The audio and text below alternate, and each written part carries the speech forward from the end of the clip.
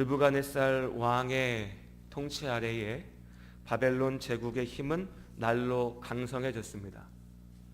그런데 웬일인지 주변에 힘이 센 나라가 나오면 이내 그들에게 굴복하였던, 쉽게 무릎을 꿇었던 유다가 바벨론에게만큼은 끝까지 맞서려고 했습니다. 이미 바벨론의 공격을 받아가지고 왕이 죽음을 당하고 또 다른 왕이 포로로 끌려가며 예루살렘이 공격을 당한 경험이 있음에도 불구하고 다시 세워진 유다의 왕과 백성들은 바벨론에 맞서서 저항하였습니다. 물론 한 나라가 다른 나라에게 침략을 당했는데 그것이 좋다라고 가만히 있을 사람들이 어디 있겠냐마는 그것도 상황이 있는 거죠.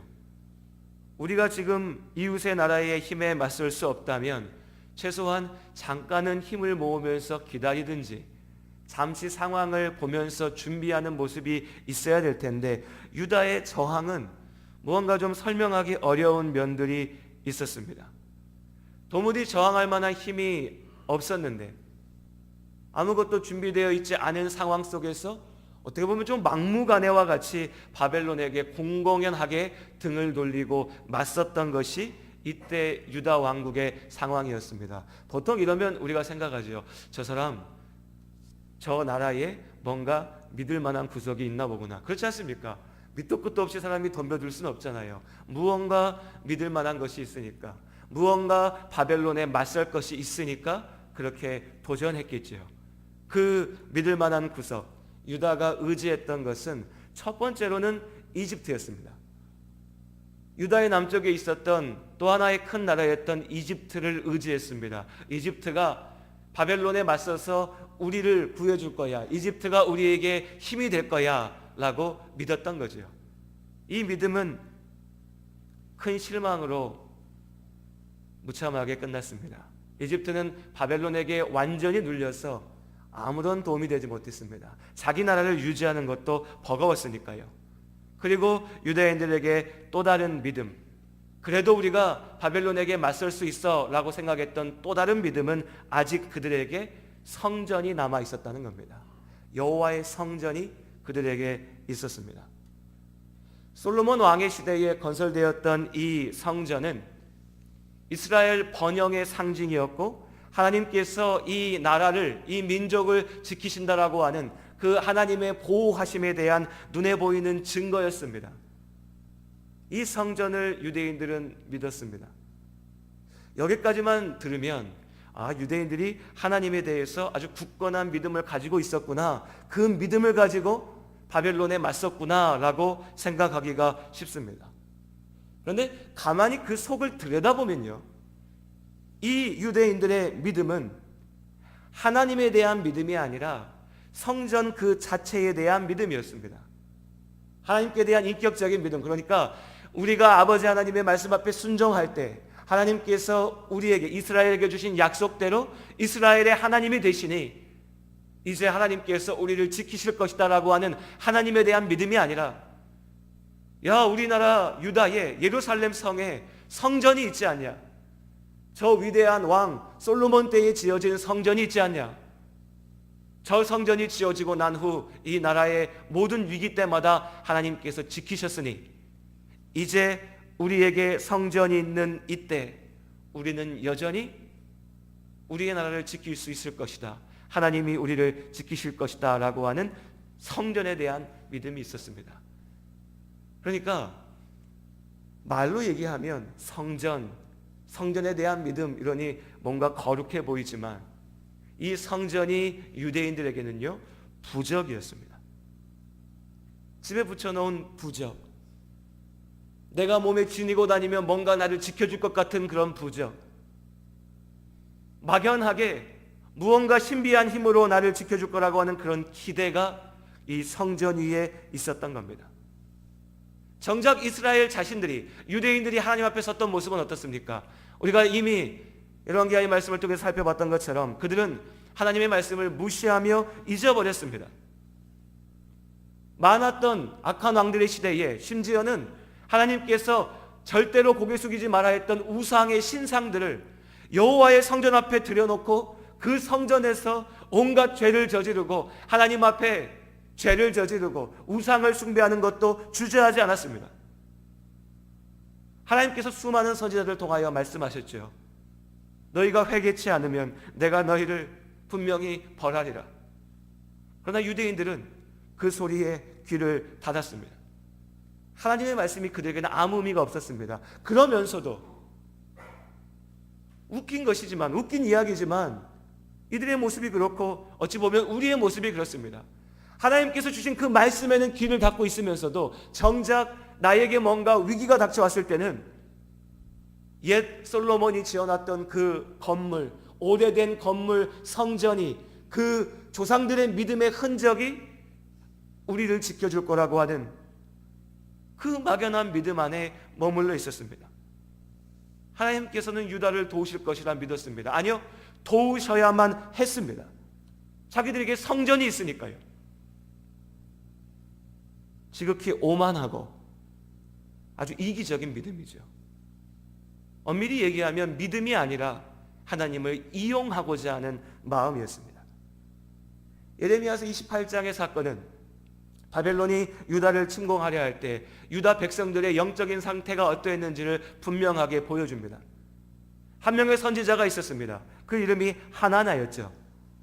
이 하나네라고 하는 선지자는 이야기했습니다. 우리가 지금은 잠시 바벨론의 위협에 맞서서 공격당하고 고생하고 있지만 걱정할 것 없다. 두려워할 것 없다. 하나님께서 우리를 지키실 것이다. 하나님은 우리를 축복하신다. 하나님은 우리와 함께 하신다. 우리를 지키실 것이다. 여러분, 얼마나 멋진 말입니까? 그야말로 선지자의 외침 같지 않습니까? 무언가 위로가 되고 힘이 되는 것 같지 않습니까? 하나님께서 지키실 것이다. 그렇지만 이 유대인들의 기대가 섞인 바람은 아버지의 말씀에 대한 진실한 순종은 없이 나온 말이었습니다. 하나님의 말씀은 관심이 없었습니다. 그저 자기들이 그걸 바랬으니까요. 우리 지켜주실 거야 라고 하는 그 바람만 있었습니다. 하나나는 그렇게 외쳤습니다. 반대로 또 다른 한 사람의 선지자가 있었습니다. 예레미야죠. 예레미야는 말합니다. 너무나 안타깝지만 우리는 바벨론에게 망할 것이다. 우리의 죄 때문이다. 하나님의 말씀 앞에 순종해야 된다.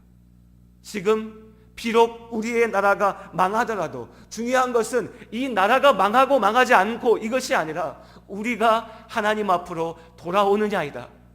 하나님께서 이 예루살렘이 불타는 사건을 통하여 우리를 회복시키실 것이다. 아픈 말이죠. 괴로운 말입니다. 듣기 싫은 말입니다.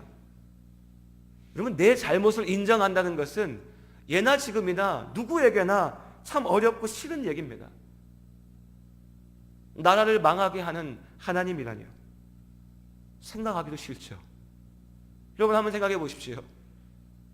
내 몸을 아프게 하고 내 삶에 어려움을 주고 내 생각과 내 바람대로 내 인생에 풀려가지 않게 하는 하나님, 그 하나님을 받아들인다는 것 참 어려운 일입니다. 유대인들의 바람은 자연스럽게 하나나의 말에 귀를 기울이는 것으로 흘러갔습니다. 어쨌거나 하나님은 우리를 지키실 거야. 성전이 있잖아. 이게 유대인들의 믿음이었습니다. 그리고 마침내 바벨론의 공격이 시작됐을 때 거짓 선지자였던 하나나의 허황된 약속은, 그리고 진실한 순종이 없었던 유대인들의 가짜 믿음은 금세 바닥을 드러냈습니다. 성벽이 무너졌고요. 오늘 우리가 읽은 말씀처럼 성전이 불탔습니다. 성전은 그들을 지켜주지 못했습니다. 어찌 보면 너무나 분명하고도 단순한 사실입니다. 이때껏 이스라엘을, 유다를 지켰던 것은 하나님이시지 성전이 아니었습니다. 성전은요, 그 건물은 하나님께서 임하실 때에만 가치가 있는 것이지 하나님께서 그 자리에 함께하지 않으시면 아무런 의미가 없는 것입니다. 그런데 유대인들은 그 성전에 그들과 함께 계셔야 할 하나님에 대해서는 다 잊어버리고 그저 그 껍데기 성전만, 그 건물만 붙잡고 있었던 겁니다. 고린도전서에 하나님께서는 이제는 예수께서 이 땅에 오시고 건물로서의 성전이 무너진 후에 우리 가운데 예수 그리스도를 믿는 우리 자신이, 우리들이 이 교회 믿음의 공동체가 아버지 앞에 성전이 된다라고 말씀하십니다. 우리가 하나님 앞에 성전된 줄로 믿습니다.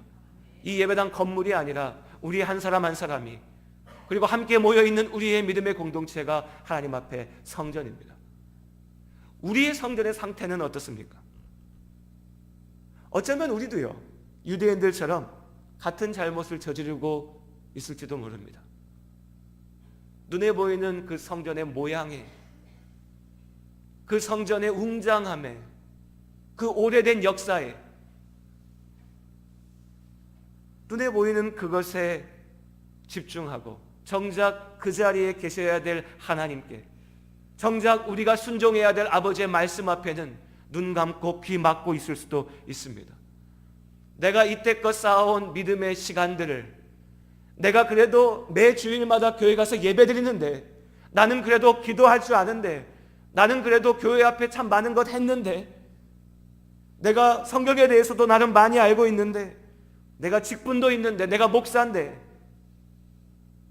이런 모든 눈에 보이는 우리가 만들어 놓은 그 성전, 그 성전은 결코 우리를 도울 수가 없습니다.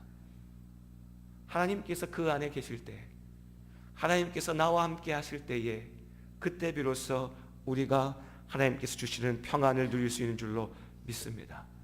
아무리 웅장하고 오랜 역사를 가진 성전이라도 하나님께서 함께하지 않으시면 가짜 성전은 언제든 불타버릴 수 있습니다. 아무리 이제껏 내가 믿음을 멋지게 지켜왔을지라도, 내가 이제껏 사람들 앞에 멋진 모양으로 신앙인의 모습으로 비춰져 왔을지라도, 지금 내 안에 하나님이 계시지 않으면 그저 껍데기뿐인 성전입니다. 우리 교회도 마찬가지입니다. 교회가 날로 날로 성장한다 얘기하고, 날로 날로 멋져지고, 날로 날로 무언가 더 많은 것을 가진다고 얘기하고, 세상 앞에 자랑할 것들이 하나 둘 늘어난다 할지라도, 우리가 왜 이 자리에 함께 모여 있는지 그 이유, 예수 그리스도의 십자가의 복음을 잊어버린다면 우리의 이 모임은 언제 불타 없어져도 이상하지 않을 가짜 성전에 지나지 않습니다. 욥기서에서 사단이 이야기합니다. 하나님께 말하죠. 하나님, 욥이 저렇게 하나님 앞에 신실하게 살 수 있는 것은 그가 지금 살만해서 그런 거 아닙니까? 하나님이 그에게 축복하셔서 살만하게 보여주시니까 하나님 나 같아도 그러면 하나님 믿는다 하겠습니다. 이후에 욥이 경험하는 그 많은 고난들은 욥의 믿음이 단지 살만해서가 아니라 하나님께 대한 진실한 신뢰가 있었음을 증거하는 과정이 됩니다. 뿐만 아니라 더 나아가서 욥이 얼마나 그 고통 앞에 괴로워하며 울부짖었습니까? 그럼요. 내 몸이 병들고 내가 이뤘던 모든 것들이 사라지고 내 가족이 죽음을 당하는 그 고통 속에서 하나님에 대한 믿음 하나 붙잡고 얼마나 애통하면서 가슴을 쳤습니까? 그러나 그 연단의 과정을 통해서 욥이 이전에는 경험하지 못했던, 내가 하나님 앞에 고난을 무릅쓰고 나아가는 그 도전 가운데 경험하지 못했던 귀한 믿음의 관계를 맺도록 하나님께서 인도하신 줄로 믿습니다. 성전은 불탔습니다. 이스라엘의 성전은 불타서 없어졌습니다. 하지만 하나님께서 이스라엘을 버리신 것은 아닙니다. 오히려 하나님께서는 그들을 죄악으로부터 회복시키기 위하여서 그 가짜 성전을 불태워야 했습니다. 이제 비로소 하나님의 진정한 치료가 시작된 겁니다. 이스라엘의 회복이 시작되었습니다. 가짜 성전이 불타야 참된 믿음의 도전에 나설 수가 있습니다. 우리도 마찬가지죠. 우리의 진짜 믿음을 가리고 감추고 포장하고 있는 그 껍데기들이, 그 허물들이 지금 잠시 무너진다라고 해서 절망하지 마시고 낙심하지 마시기를 주님의 이름으로 권면드립니다. 지금의 도전이, 어려움이, 내 실망이, 내 마음에 남은 깊은 상처가 어쩌면 지금까지 나를 감추고 있었던, 내 진짜 모습을 감추고 있었던 가짜 성전일 수 있습니다. 이 사람이어야, 이 이야기여야, 이런 조건이고 이런 환경이고 이런 모습이어야 하나님 앞에 설 수 있다라고 얘기한다면 그 모든 것들은 가짜입니다. 그 가짜가 불탈 때 우린 비로소 진정한 모습으로 하나님 앞에 나설 수가 있습니다. 우리 찬양에 고백이 있지 않습니까? 주 예수와 동행하니 그 어디나 하늘나라. 여러분, 그렇게 우리가 믿습니다. 주 예수와 동행하니 그 어디나 하늘나라. 내 몸이 아플지라도, 혹은 건강할지라도, 내 일이 원만히 풀러갈지라도, 혹은 그렇지 않을지라도, 내가 몸담고 있는 교회가 평안하든지 혹은 어려운 도전 가운데 있든지, 그 모든 상황 속에서 내가 의지할 것, 우리가 붙잡을 것은 오직 예수 그리스도의 이름뿐인 줄로 믿습니다. 주 예수와 동행하니 그 어디나 하늘나라. 이것은 그저 노랫가락에 지나지 않는 것이 아니라 우리 삶의 기준이고 소망입니다. 여러분, 우리가 허울뿐인 성전이 아니라 하나님께서 나를 지키신다라고 하는 이 사실을 이 저녁 다시 한번 기억할 수 있기를 원합니다. 그리고 우리 이 시간에 좀 결단했으면 좋겠습니다. 내가 형식적인 성전을 짓는 것에 몰두하지 말고 하나님께서 임재하시는, 하나님께서 함께 하시는 참된 성전으로 우리 한 사람 한 사람의 삶이, 우리 한 사람 한 사람의 인생이 세워져 갈 수 있기를, 이것이 이 한 주간의 우리의 소원이고 우리의 기도의 제목이 되기를 원합니다. 우리 시간 이 찬양 함께 할까요? 찬송가 438장의 찬양